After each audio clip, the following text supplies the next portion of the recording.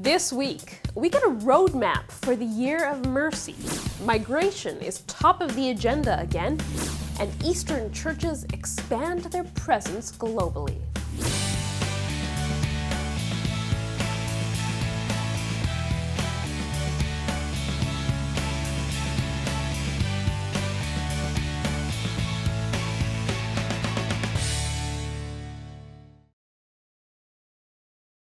Hello and welcome to this edition of Vatican Connections. Things are getting back to business as usual after a bit of a Christmas break. Let's take a look.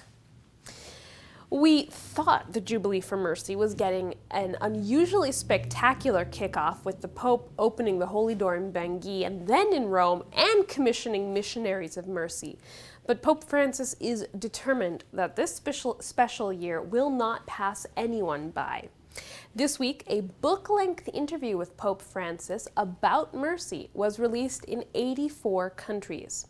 Pope Francis was interviewed by Italian journalist Andrea Tornielli over the summer, and the result of that conversation is the book, The Name of God is Mercy.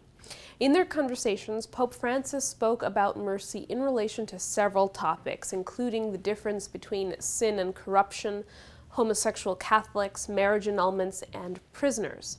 At the press conference for the official launch of the book, none other than Italian actor and comedian Roberto Benigni was invited to speak about the book, along with an inmate from a prison in Padua. Now, Zhang Zheqing took the name Agostino when he was baptized in 2015, and he said that meeting and becoming friends with Christians who visit his prison led him to learn about and love Jesus.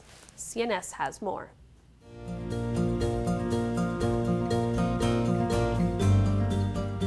The Name of God is Mercy is a new book based on a conversation between Pope Francis and the journalist Andrea Tornielli. It was presented at a conference featuring the Italian actor and comedian Roberto Benigni. Sono veramente emozionato di essere qua perché appena mi hanno telefonato dice Sua Santità vorrebbe, sì, ho detto senza far finire, qualsiasi cosa, ha bisogno di una guardia svizzera, l'autista della Papa mobile, uno che, qualsiasi cosa per questo Papa io sono proprio presente, non dico mai di no. E quindi qualsiasi cosa insomma gli ho detto, anche perché vuol dire, è proprio un'emozione essere qua in Vaticano, nello stato più piccolo del mondo, con l'uomo più grande del mondo dentro in questo momento. Perché il Papa insiste tanto sulla misericordia, qualcosa che aveva già cominciato Paolo VI e Giovanni Paolo II? Perché, come ha spiegato in un'omelia nel primo dell'anno, in un mondo così pieno di odio, di divisioni, di guerre, c'è bisogno di un oceano di misericordia. E dunque il messaggio è un messaggio che non riguarda soltanto le vite delle persone, ma anche le famiglie, le vite delle società, dei paesi e dei rapporti tra gli stati. Dunque il messaggio della misericordia non è soltanto qualcosa di intimistico, ma ha a che fare persino con la vita politica. A group of bishops from Europe, North America, and South Africa have been visiting the Holy Land this week on the annual Holy Land Coordination Pilgrimage. Every year, a group of bishops from those countries visit the region to witness the current situation for Christians in the area.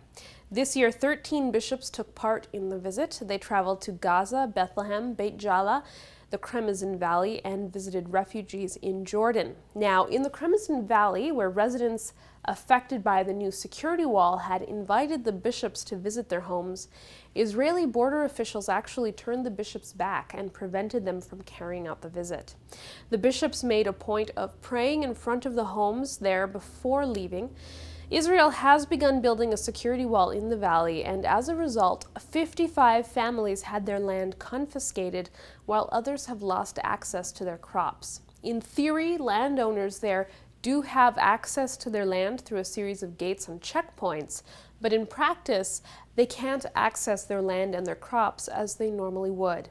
Bishop Oscar Cantu of Las Cruces, who was also part of last year's visit, said from what he has seen in the region, people have lost their hope. With the week of prayer for Christian unity just around the corner, it's a reminder to focus on the things that unite all Christians rather than the things that divide Christian confessions. And there are two events in other Christian churches that could have a big impact on Christian unity. One is the Pan-Orthodox Synod, which is supposed to take place this year. It would be the first time in 12 centuries that the heads of all the Orthodox churches come together in that way. But unexpected challenges could make it difficult to hold the synod this year. Now, the date was tentatively set 2 years ago. It was supposed to take place at Pentecost in Istanbul. But now, relations between Russia and Turkey make it doubtful that it can go ahead in Istanbul. As well, there are some new disputes between the Patriarchate of Jerusalem and the Patriarchate of Antioch, as well as the Greek Orthodox Patriarch of Athens has reportedly turned down the invitation to take part in the synod. As well, out of the 8 topics that are on the agenda for the Pan-Orthodox Synod, preparatory documents have been finalized only for 3 of those. The Pan-Orthodox Synod is important because unity among Orthodox churches could become what some call a trampoline to communion with the Catholic Church. Then there is the meeting of the Anglican primates taking place at Lambeth Palace. The Archbishop of Canterbury, Justin Welby, called the leaders of the 38 Anglican provinces to meet at Lambeth to discuss some of the issues that are causing division in the Anglican communion, specifically sexuality issues and the ordination of women. Canadian Catholic Jean Vanier was invited to speak to the Anglican leaders at the meeting. Now, the primates issued a statement on Thursday saying that the American Episcopal Church has made decisions regarding doctrine, specifically decisions regarding marriage, that the other provinces of the Anglican Communion can't agree with. This has harmed the unity among the communion, so for the next 3 years, clergy from the Episcopal Church will not be representing the Anglican Communion on international panels and will not have decision-making positions within the Anglican Communion. It remains to be seen just what impact this move might have on ongoing Anglican Roman Catholic dialogue, especially in the U.S.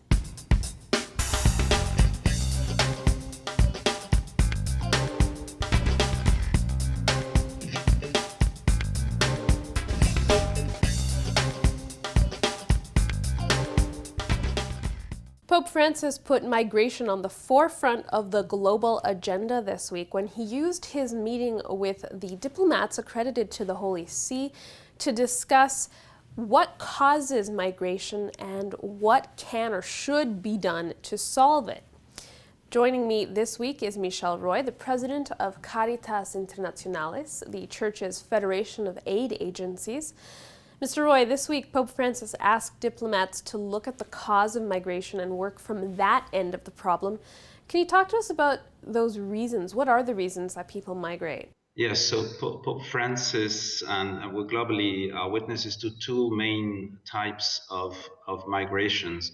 People are migrating because of extreme poverty, and in the world now, extreme poverty is growing, especially where climate change has an impact. So there are more and more climate migrants, but it's also the effect or the impact of the global economic crisis, which makes poverty even more dire in a number of countries around the world, and people are migrating just to live. And the other reason is the eruption of violence and conflicts, and that's in many parts of the world, driving people to look for a shelter, temporary or permanent. Right. And Syria right now is at the forefront of public consciousness, and we know in that case people are leaving because of violence. What would it take to make Syria livable again for its citizens? Now, for conflicts, and I am thinking right now of Syria and Iraq, the international community has to really engage.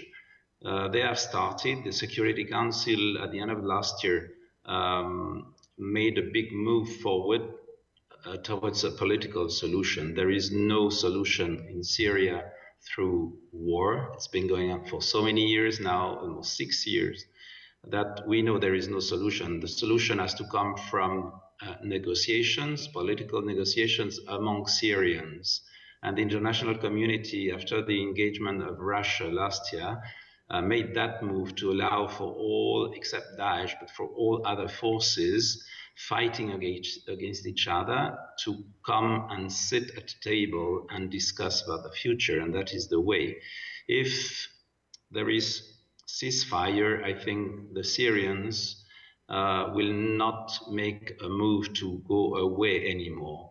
If they are supported in rebuilding their nation and their houses and their villages, and then they will go back. So many people are displaced within Syria, and the refugees in the neighboring countries, especially Jordan, Lebanon, and Turkey, will want to go back home. The 1 million refugee which has arrived in Germany last year, plus another number in other European countries, might also want to go back home if it does not take too much time for them to plan go back home. If they stay in Germany more than a few years, they will want to stay in Germany, most probably. Do you see any possibility of a ceasefire in Syria this year? Well, if these negotiations that started at the end of last year go on and move on in the right way, even if other tensions arise, like the present big crisis between Iran and Saudi Arabia, there is a real capacity to move forward. The people are tired, people are hopeless, and that has a reflection upon their governments, whether the Free Syria movements or the Syrian government itself. So this fatigue, which is also that of those who are supporting the groups that are fighting each other, is a point. I think when Russia came in, then the US and other Western nations that were supporting the rebel groups in Syria have understood that that could not be the way anymore. I do believe that there will be real steps, and probably we'll see some ceasefires in different provinces of Syria, which will be one way forward. Right. The big issue is Daesh, and if Daesh goes on as they do now with very violent way of behaving, whether in attacking outside of their own territories or with the way they behave with the people in their own territories, that will be difficult. But if Daesh is crushed, I never believe that such a movement can be destroyed by violence. I also think that we have to talk with them. And there are people in Daesh, especially among those who started it in Iraq, who've been trained in the West at the time of Saddam Hussein. And there are people with whom it's possible to talk. But Daesh remains the main challenge and the main threat to peace now in that area of the world.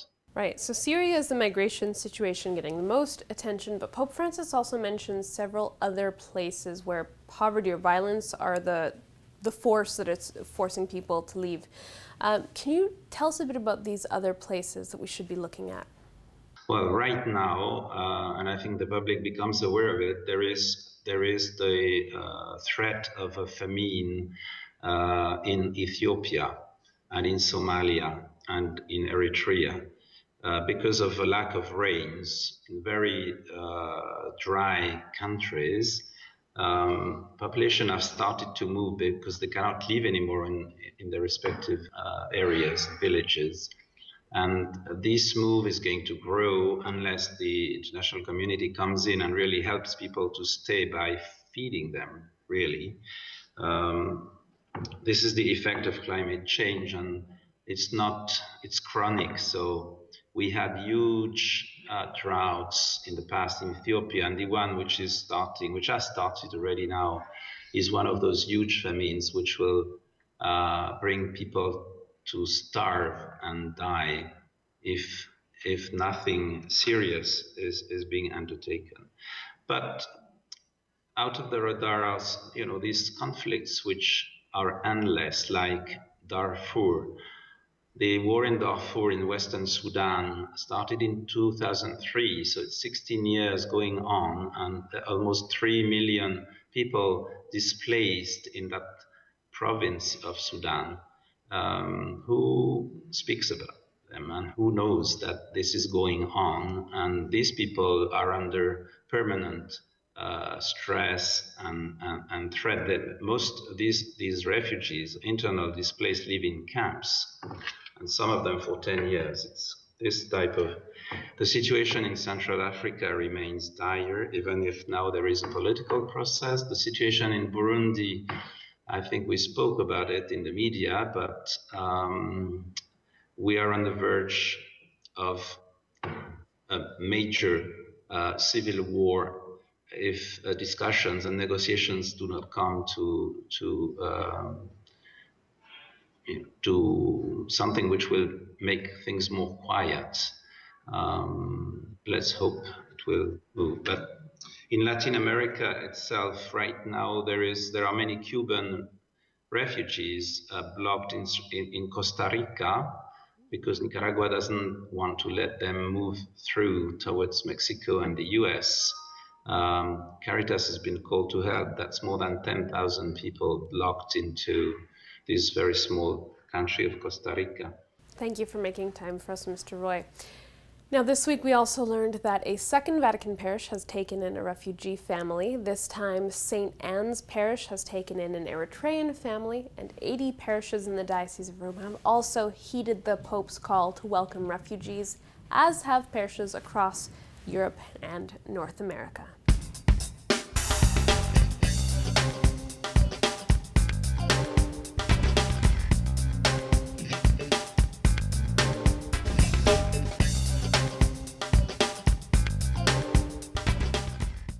As we mentioned, it's been back to business as usual this week at the Vatican, so let's take a look at what Pope Francis has been doing. First up, Sunday was the Feast of the Baptism of the Lord. Now, keeping a tradition that was started by his predecessors, Pope Francis baptized the babies of Vatican City employees during a Mass in the Sistine Chapel, and CNS has details. Oggi la festa del battesimo del Signore, voi genitori portate i vostri figli per ricevere il battesimo, per ricevere quello che avete chiesto all'inizio, quando io vi ho fatto la prima domanda, la fede. Io voglio per mio figlio la fede, e così la fede viene trasmessa di una generazione in altra, come una catena a lungo dei tempi.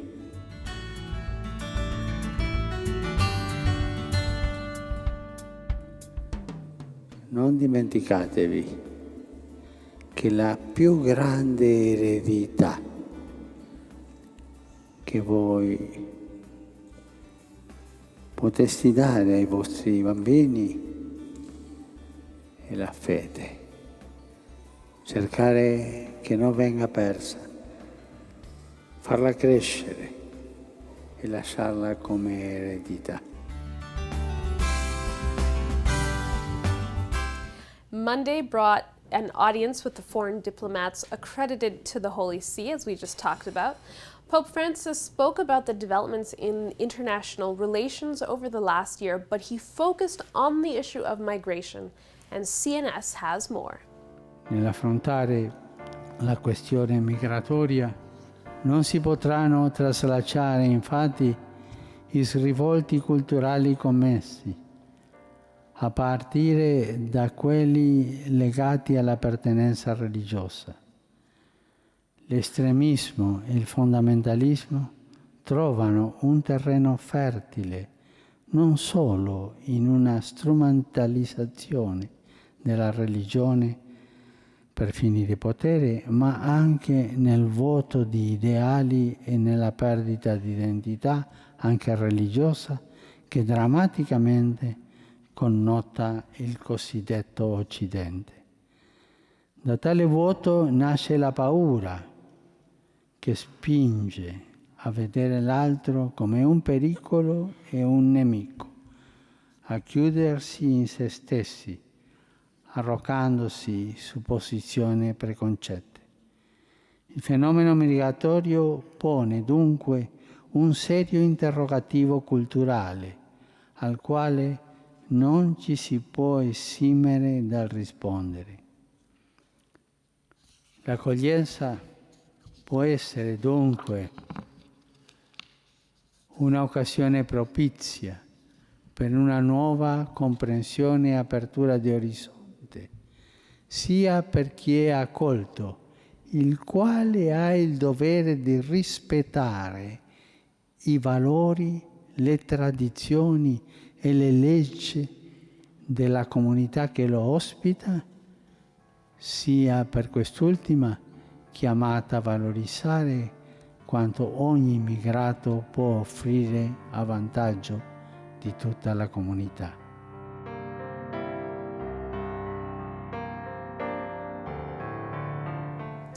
Wednesday, of course, was the general audience, and with the new year comes a new catechesis series on a new topic. CNS has this. Oggi iniziamo le catechesi sulla misericordia secondo la prospettiva biblica, così da imparare la misericordia ascoltando quello che Dio stesso ci insegna con la sua parola. Thursday brought a slew of private meetings for Pope Francis. He met with the archbishops who serve as nuncios to Brazil, Zimbabwe, Bosnia and Herzegovina, and Montenegro. And on Friday, he met with Archbishop Lazzarotto, who serves as nuncio to Cyprus and Israel, as well as delegate to Jerusalem and Palestine. And then there was one meeting that caught some people's eye. Pope Francis met with Eric Schmidt. He is the chairman of Google's parent company, Alphabet. And on Sunday, Pope Francis is scheduled to visit Rome's Jewish synagogue.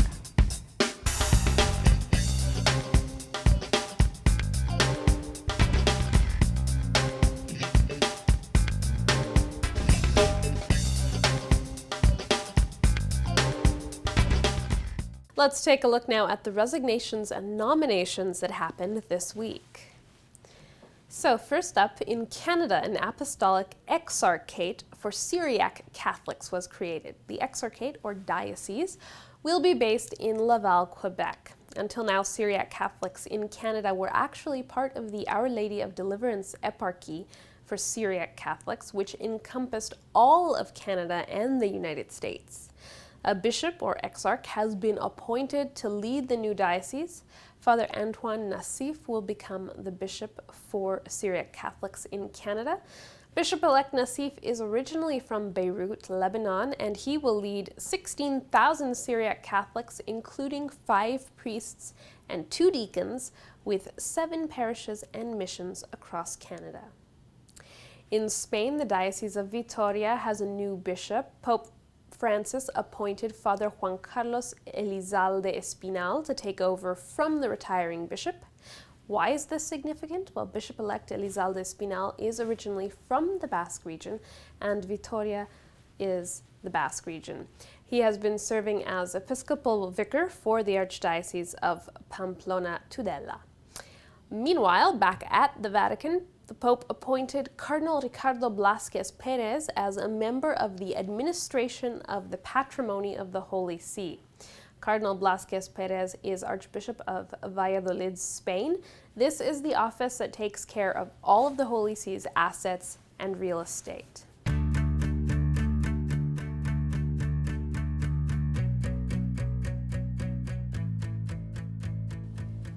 Well, that's all for this edition of Vatican Connections. Join us again next week for more about what's going on at the Vatican. As always, you can follow us on Twitter or Facebook or our blog, or watch us on demand on Roku TV. From everyone here, thanks for watching.